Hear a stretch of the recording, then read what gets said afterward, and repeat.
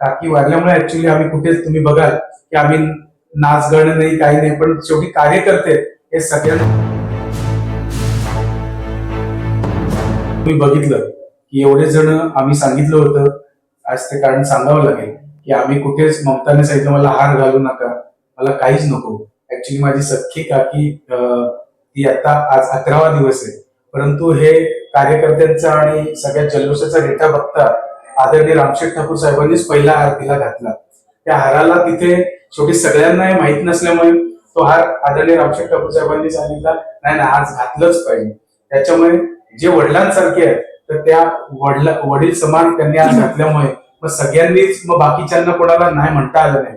काकी वारल्यामुळे ऍक्च्युली आम्ही कुठेच तुम्ही बघाल की आम्ही नाच गाणं नाही काही नाही, पण शेवटी कार्यकर्ते हे सगळ्यांचा जो हे असतो त्या कार्यकर्त्यांच्या जोरावर ऍक्च्युली मी तिला या उमेदवारीसाठी पटवू शकलो नाही.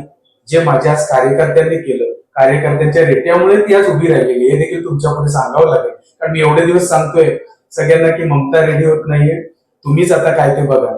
मग या सगळ्या कार्यकर्त्यांच्या रेट्यामुळे आणि तिच्या असणाऱ्या सगळ्या मैत्रिणी या सगळ्यांमुळेच ती तयार झाली. आणि मला वाटतं आजच्या दिवसापासून तिची ही इथून पुढे खूप जिम्मेदारी वाढलेली आहे आणि नक्कीच पनवेलकरांसाठी ती जिम्मेदारी ममता सक्षमपणे सांभाळेल याच्यात मला तीळ मात्र शंका नाही. 72 राहिले भारतीय जनता पार्टी आणि महायुतीचे हे 72 शिलेदार हे आपल्याला येत्या 16 तारखेला नक्कीच दैदिप्यमान विजय मिळवलेला दिसेल.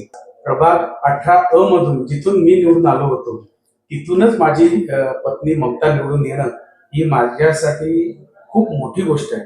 आणि नगरसेवक निवडून आलेले आहेत त्या देखील प्रभागांमध्ये मी त्या सर्व नागरिकांचे ऋण व्यक्त करतो आणि एकच विनंती करतो की उरलेल्या सर्व माझ्या 72 नगरसेवक पदासाठी राहिलेल्या उमेदवारांना आपण पनवेलमधील तमाम जनतेने खूप मोठा आशीर्वाद द्यावा, जेणेकरून आम्हाला कुठलीही अडचण कामासाठी येऊ नये आणि ती येणारही नाही.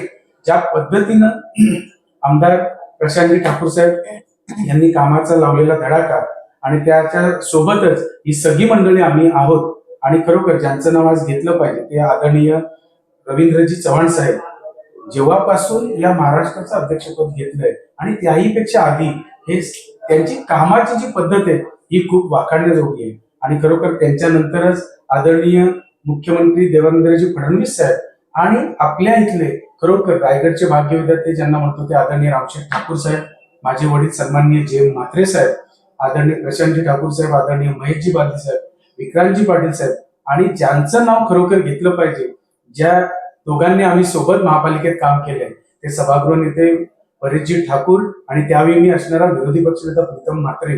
कारण या दोघं असं सांगतोय की त्यावेळी जी समाजोपयोगी कामं आणि जी कामं सरळ मार्गाने चालतात त्या कामांना आम्ही कधीच एकमेकांशी विरोधाभास केला नाही, म्हणून हे सुकर होण्यास हे कारण असू शकतं असं मला वाटतं. आणि याही पुढे जाऊन आता आम्ही दोघेही सभागृहाच्या बाहेर आहोत, परंतु ज्या पद्धतीनं कामं केली पाहिजे ती आम्ही या सर्व शिलेदारांकडनं आम्ही करून घेणार आहोत. मी तमाम या सर्व पनवेलमधील जनतेला पुन्हा एकदा धन्यवाद.